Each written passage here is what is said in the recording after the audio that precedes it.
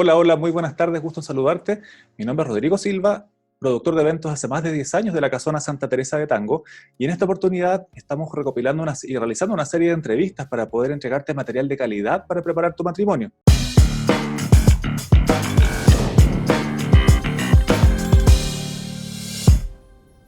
En esta oportunidad me encuentro con una abogada, Alejandra Díaz, una tremenda invitada, que nos va a explicar cuál es o el matrimonio desde el punto de vista jurídico, cuáles son los regímenes conyugales que tú puedes escoger al momento de celebrar tu matrimonio y con todos los detalles que esto conlleva también. Alejandra, muy buenas tardes, ¿cómo estás? Hola, bien, Rodrigo, ¿y tú? Muy bien, gracias. Por favor, cuéntanos esta clase magistral que tienes preparada para nosotros y te vamos a estar escuchando atentamente. Toda la pantalla es tuya en este momento. Gracias, Rodrigo. Antes que nada, darle la bienvenida a todas las personas que vean este video. Y nuestra intención es entregarle la información más correcta para que ustedes puedan celebrar su matrimonio. Quiero partir indicando qué es lo que es el matrimonio jurídicamente. ¿Ya? El matrimonio está consagrado en nuestro Código Civil en el artículo 102, ¿ya? Que establece que el matrimonio es un contrato en el cual lo celebra un hombre y una mujer para toda la vida con la finalidad de procrear, socorrerse mutuamente. ¿Ya? De este concepto jurídico se puede entender que el matrimonio es un contrato, por lo tanto surgen derechos y obligaciones entre los cónyuges. El matrimonio en sí, ustedes lo pueden celebrar directamente en el registro civil o en una entidad de culto que tenga personalidad jurídica reconocida por el Ministerio de Justicia. El matrimonio se puede celebrar desde dos puntos o dos figuras. Uno que es el matrimonio celebrado en el registro civil, que es lo tradicional, y luego en la entidad de culto o directamente en el culto. Para lo cual ustedes tienen que hacer los mismos requisitos para ambos, es decir, que deben ser personas mayores de 16 años para contraer matrimonio, en el cual ustedes necesitan un ascenso, que es una autorización. En caso que sean mayores de 18 años, no necesitan ninguna autorización para poder contraer matrimonio. Otras restricciones que establece la ley para contraer matrimonio es que no deben ser parientes por afinidad en primera línea, ni tampoco consanguinidad de parentesco en línea colateral. Es decir, que no se pueden casar los padres con los hijos, los abuelos con los nietos, por ejemplo. Y eso se llaman incapacidades derimentes, ¿ya? Que la ley prohíbe que ciertas personas se puedan contraer matrimonio entre ellos. También una de las otras causales que existe es el que haya sido encubrido cómplice de algún homicidio del otro cónyuge, ¿ya? Tampoco pueden contraer matrimonio entre ellos, está prohibido por ley, ¿ya? Cuando uno quiere hacer una celebración del matrimonio, lo primero que tiene que verificar es la fecha que quiere celebrar su matrimonio y concurrir al registro civil para hacer la manifestación, y en esta manifestación le van a exigir que tienen que tener a lo menos 2 testigos. Los testigos deben ser mayores de 18 años, no deben tener pena aflictiva y idealmente deben ser conocidos por uno de los cónyuges. Es uno por cada cónyuge. Pueden ser más, pero la ley solamente, el mínimo son 2 personas. Perfecto. ¿Ya? Una vez que ustedes concurran un registro civil, pidan su hora, le van a tener que hacer la manifestación. En la manifestación, el registro civil le va a exigir con qué régimen usted se tiene que casar. ¿Qué es el régimen? Una de las consecuencias jurídicas que tiene el matrimonio es el tema patrimonial, ¿ya? ¿Qué pasa con el patrimonio individual que uno tiene al momento de contraer matrimonio? ¿Qué pasa con tus bienes? Si lo adquiriste cuando estabas soltero, ¿qué pasa cuando ya estás casado? Tenemos que recordar que una de las consecuencias del matrimonio es que las personas cambian de régimen, perdón, de estado civil. Si tú tenías el estado civil de soltero, pasas a ser casado. Si eras viudo, pasas a ser casado. O si eras divorciado, pasas a ser casado.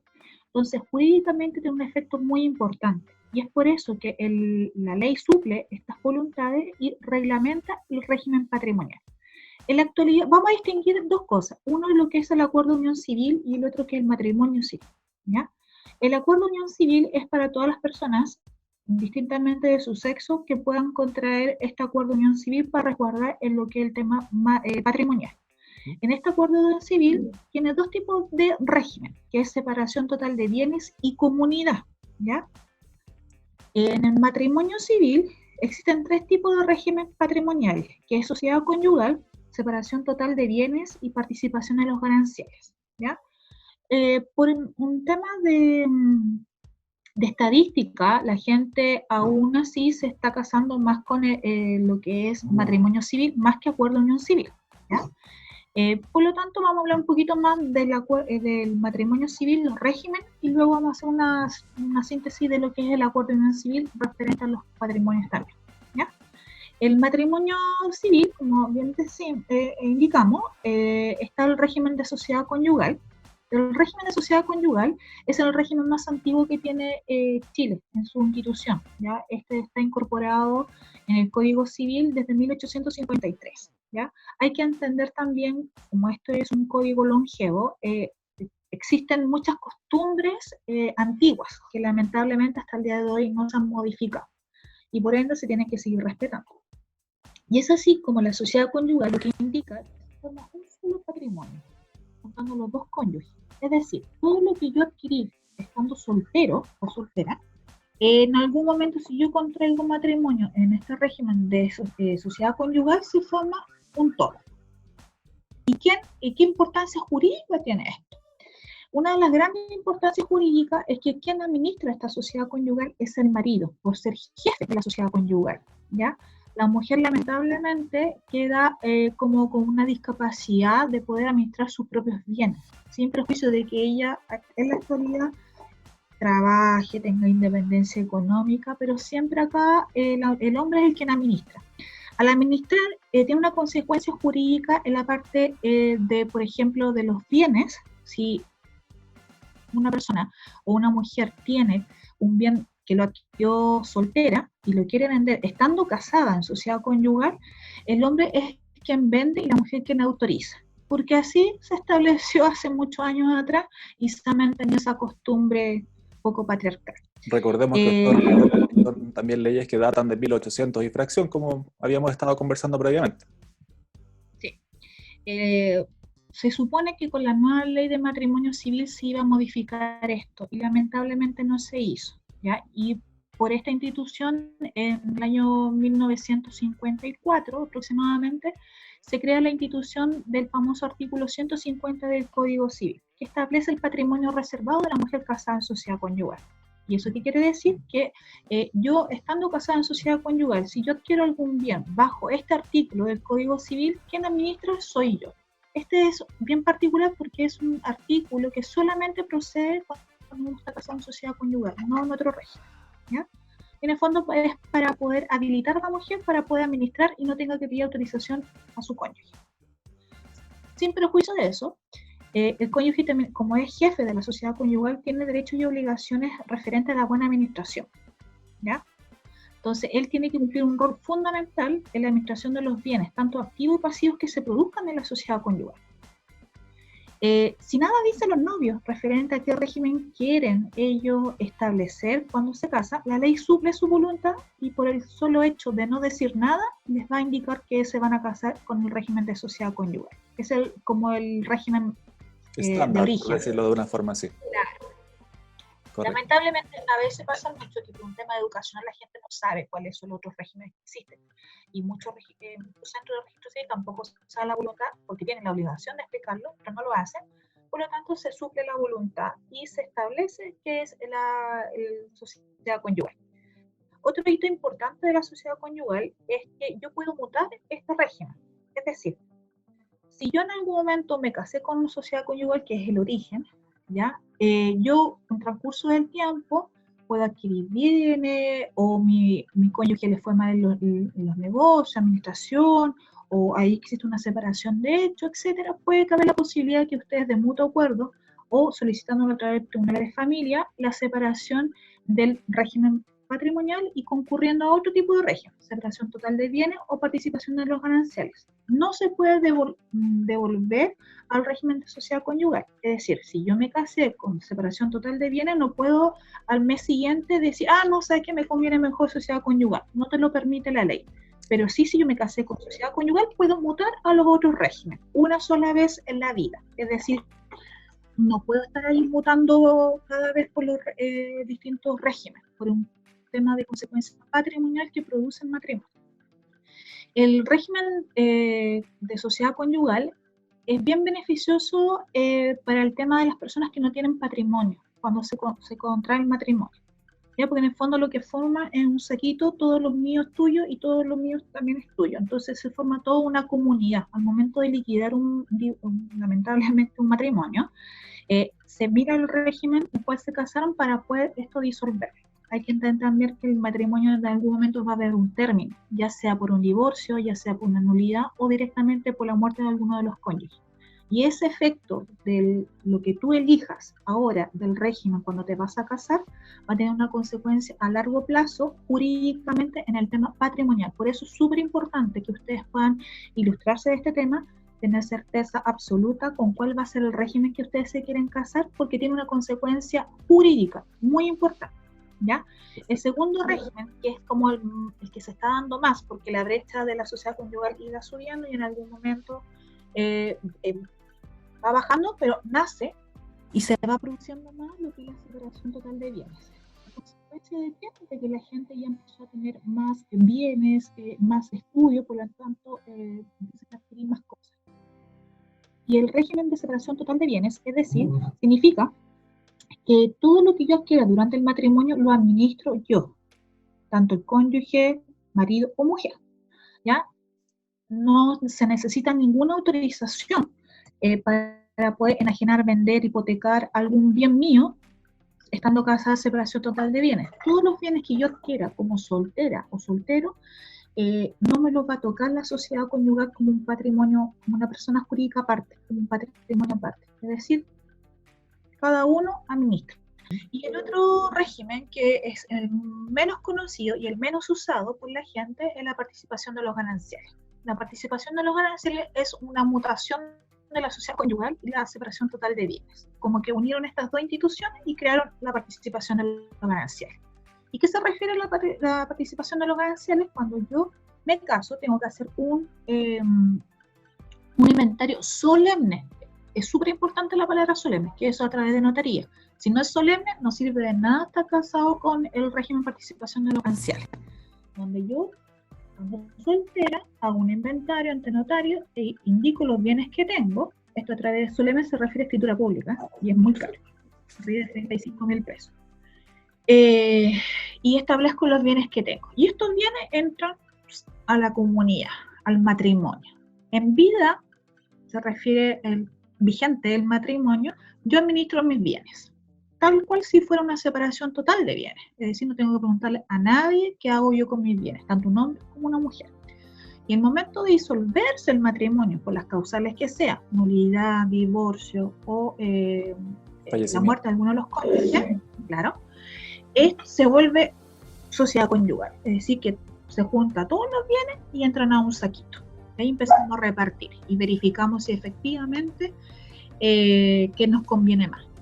Se renuncian a los gananciales y ahí se va a ver dependiendo, pero solamente va a tener efectos jurídicos y va a servir si es que yo tengo, disculpen, tengo un perrito, no ¿ya? Solamente si va a servir si hicieron un inventario solemne, porque si no lo hicieron o fue un inventario simple, imagínense, hay matrimonios que duran 30 años, 20 años, entonces cuesta mucho después probarlo, y la única forma de probarlo es a través de una escritura pública, que es el inventario solemne.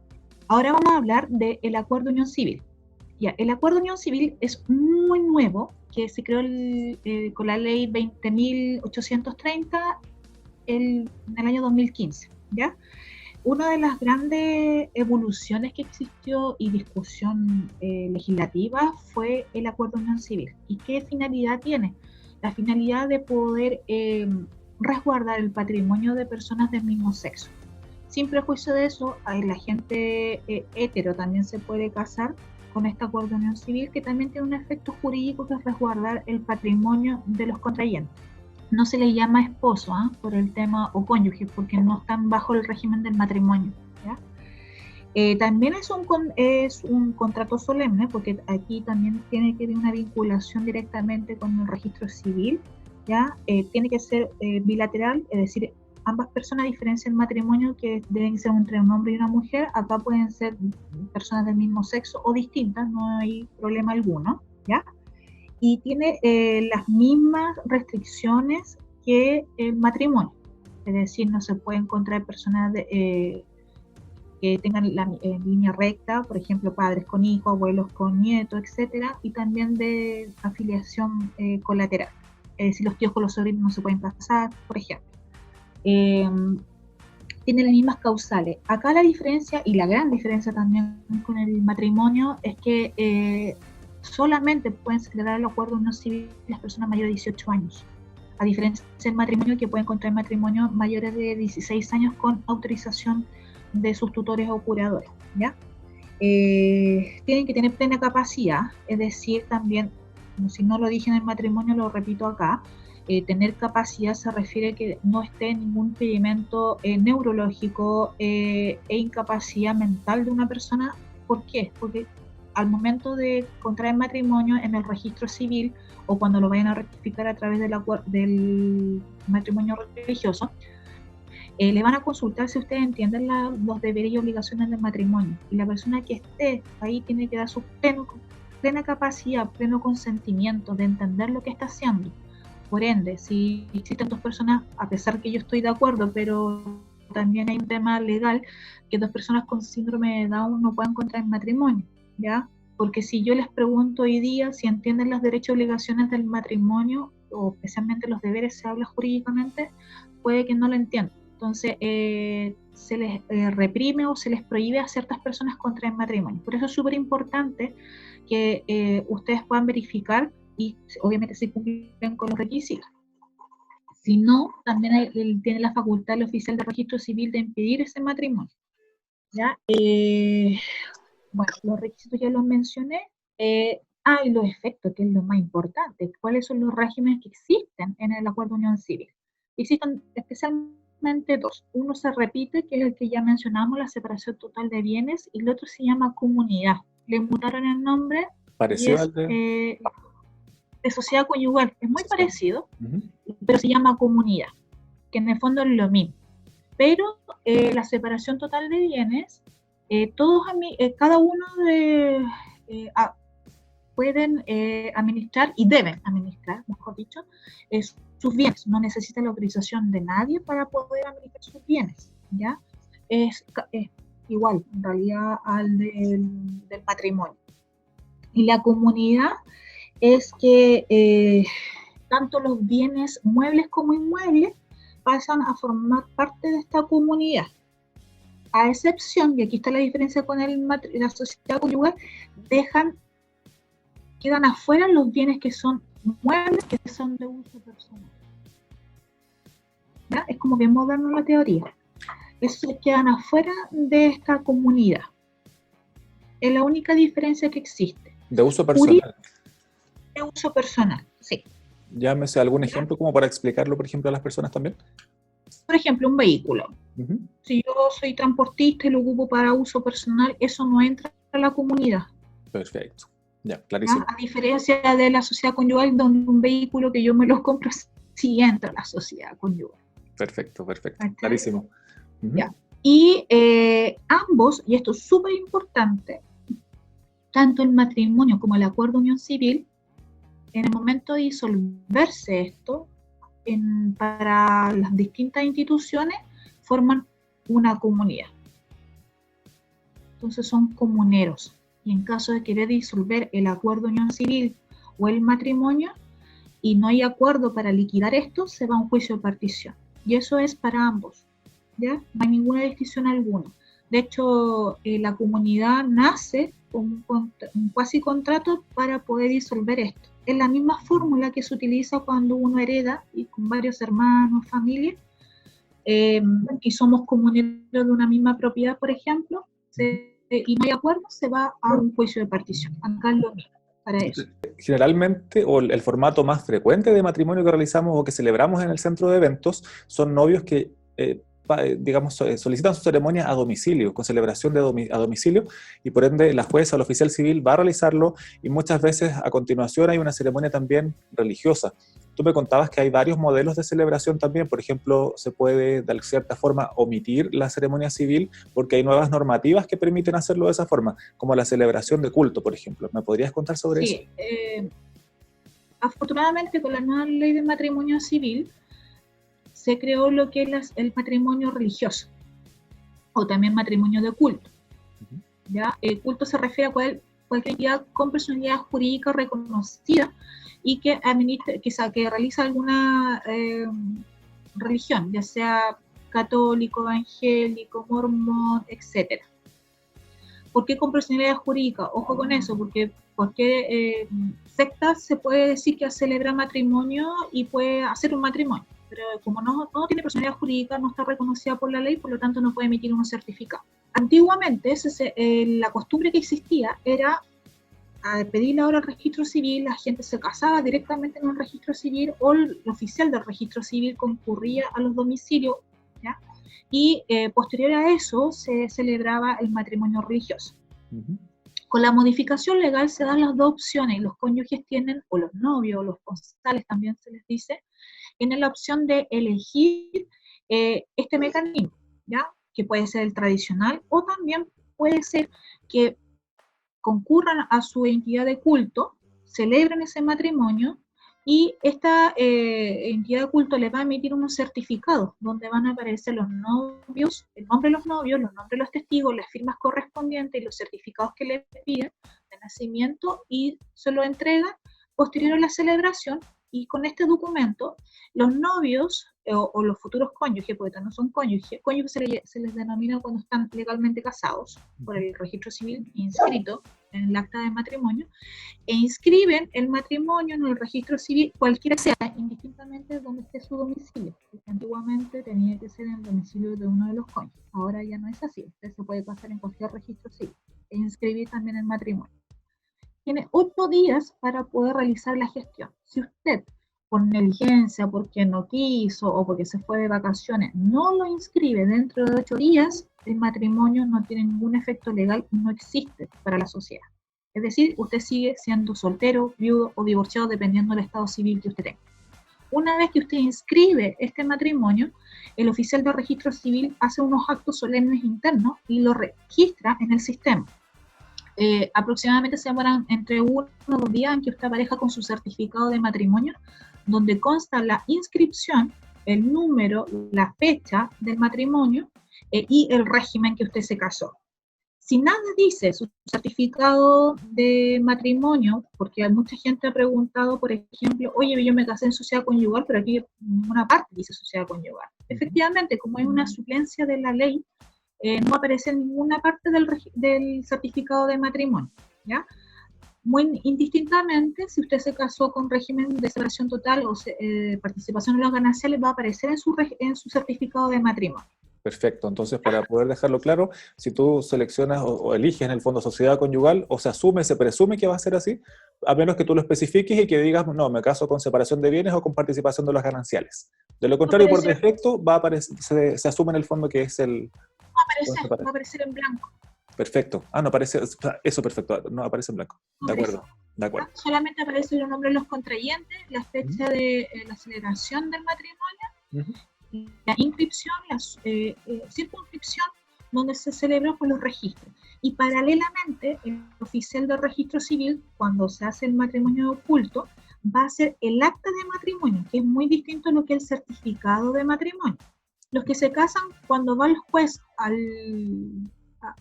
domicilio o al evento, a la casona, centro de evento, claro. Al centro de evento, el juez lleva un cuaderno muy grande, y ahí el acto solemne es que firman los contrayentes y los testigos. Ese libro queda guardado en bóvedas en el registro civil por años, ¿ya? Y ahí donde uno es la pipasta, ¿ya? Y eso, si por ese motivo lo necesitan sacar copias, siempre va a haber copias fiel del original. Entonces, uno si el día de mañana necesita para cualquier acto bancario, para un divorcio, ojalá que así no sea, le van a pedir el acta de matrimonio y ahí está el original.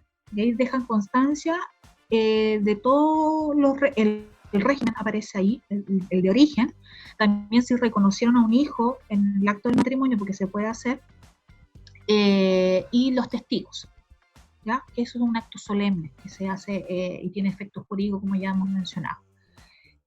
Por lo tanto, muy distinto decir acta de matrimonio y certificado de matrimonio. El certificado de matrimonio es el que usted saca constantemente en el registro civil que ahora es gratuito y que no necesita ninguna autorización. El acta no necesita ir directamente al registro civil y debe cancelar. Otra cosa como dato bien importante es que cuando se celebra la ceremonia a domicilio, la oficial civil o la jueza que va a domicilio es súper puntual, entonces es importante que las personas estén al momento de la celebración, porque va a esperar máximo 5 minutos, más, no más que eso. Y por otra parte, que las cédulas de identidad tanto de los novios como de los testigos estén al día, porque ha pasado, y créeme que ha pasado, que han tenido que hacer algún tipo de excepción porque desafortunadamente no han estado las cédulas al día, de los testigos usualmente. Efectivamente, bueno, tiene que pensar que el oficial de registro civil es el que representa al Estado, para la redundancia, a la ley. Por lo tanto, la ceremonia es muy solemne y tiene que también entender que es por jurisdicción. Es decir, el volumen de personas que se están casando es altísimo. Por lo tanto, ellos tienen un calendario bien específico y horario específico. Y también tiene un costo de celebración de matrimonio en el domicilio. Por ende, las personas tienen que tener su carnet carnet de identidad al día, no puede estar vencido, y también los testigos. Y deben ser los mismos testigos que hicieron la manifestación, porque viene con el libro casi listo. El juez no llega a rellenarlo ahí, pues ellos vienen con los libros ya hechos. Justamente. Entonces, lamentablemente, o se les perdió el carnet, va a depender del criterio, pero lo normal es que el juez no pueda casarlo, ¿ya? Porque no es una obligación de ellos que ustedes tengan los documentos al día y que tengan el documento. Se entiende que el nerviosismo y todo se puede olvidar, pero es fundamental. Correcto.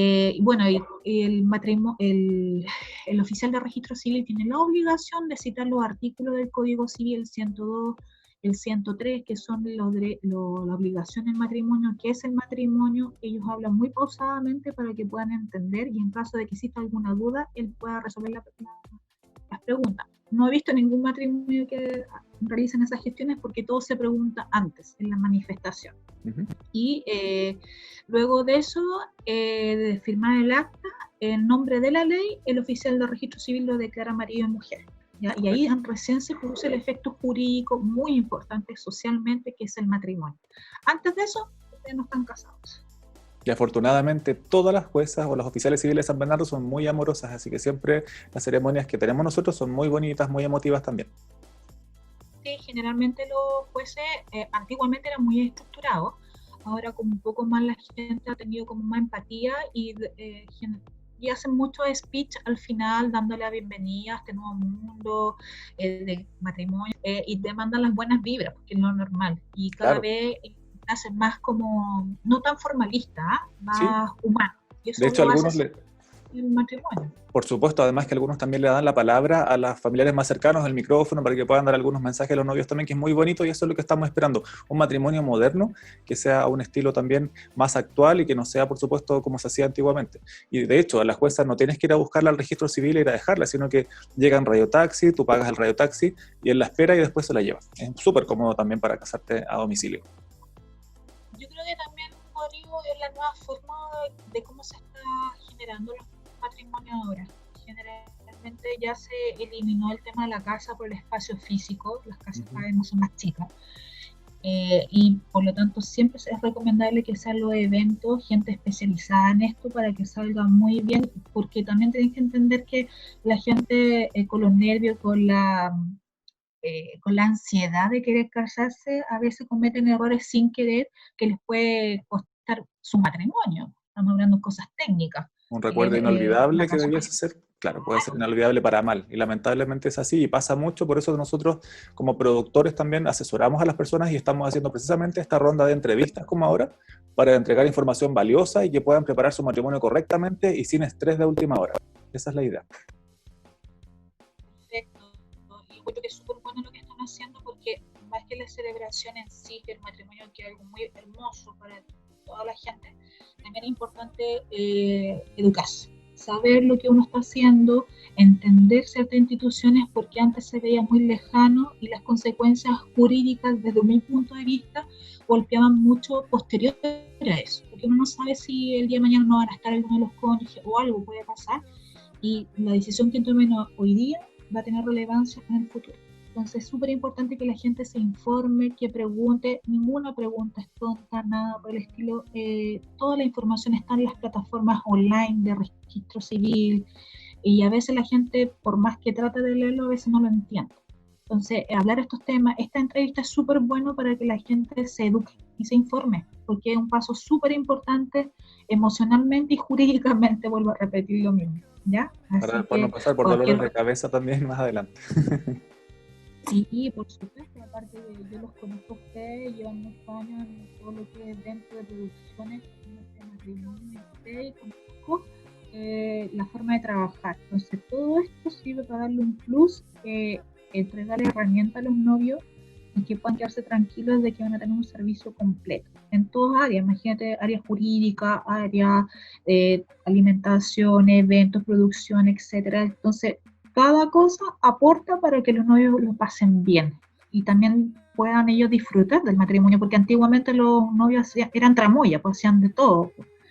Entonces ahora con un buen servicio y como ustedes lo otorgan, ellos pueden disfrutar, tanto ellos como sus familias, de que un matrimonio es algo precioso. Así que felicitaciones por esta iniciativa, Rodrigo, de verdad. Muchas gracias. Ale, sabemos que eres una mujer muy ocupada. Hace ya 10 años que trabajamos juntos. Tú nos ayudas con los contratos de prestación de servicio al momento que un novio contrata su matrimonio con nosotros. Y aparte de eso, tú tienes tu trabajo también, por supuesto, como personal. Y vamos a poner tu número acá abajo, por si alguien desea hacerte alguna pregunta respecto a tu trabajo como abogada, porque tú has conseguido excelentes cosas en tu carrera profesional y por ende estamos muy agradecidos de tu tiempo ahora en esta entrevista. Si quieres agregar algo más para los oyentes. Darte las gracias a ti por esta oportunidad de poder dar a conocer cosas muy quizás simples, pero a la vez desconocida para la gente, y que esta información sea transversal para quien lo necesite. Tú vas a dejar mi teléfono, me pueden mandar un WhatsApp si tienen alguna duda de algún tipo de régimen o si tienen patrimonio que pueden hacer en caso de cualquier cosa.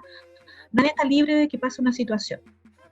Por lo tanto, hay que ser precavido en ciertas situaciones, tanto patrimoniales como también emocionales. Así que bienvenido todo y darle felicitaciones a todas las personas que van a dar este gran paso, porque hay que ser valientes también. Y buena onda nomás. Así que muchas gracias por la invitación, Rodrigo, y cuando ustedes gusten estoy ahí para lo que ustedes necesiten. Millón de gracias, Ale. Un abrazo gigante a la distancia, porque ahora no nos podemos estar abrazando lamentablemente por la pandemia, pero ya ojalá que luego nos podamos ver y podamos estar celebrando muchos más matrimonios como estamos acostumbrados en la casona, que todos los fines de semana estamos llenos de eventos. Así que muchas gracias, Ale. Así es. Un abrazo gigante. Gracias a ti. Seguimos con esta ronda de entrevistas. Gracias a todos por su tiempo.